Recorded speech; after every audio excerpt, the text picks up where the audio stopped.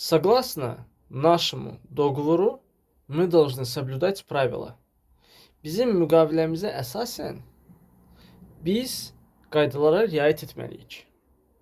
Veya согласно нашему решению мы должны молчать.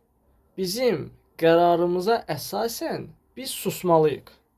Misal üçün, beləliklə əsasən mənasını bildirir согласно sözü. Vopреки. Vopреки yani baxmayaraq. Misal üçün, вопреки всем трудностям мы выиграли. Bütün çətinliklərə baxmayaraq biz qalib gəldik. Və ya deyə bilərsiniz, вопреки всем помехам мы выиграли. Heç bir maneələrə baxmayaraq biz qalib gəldik. Beləliklə, согласно и вопреки.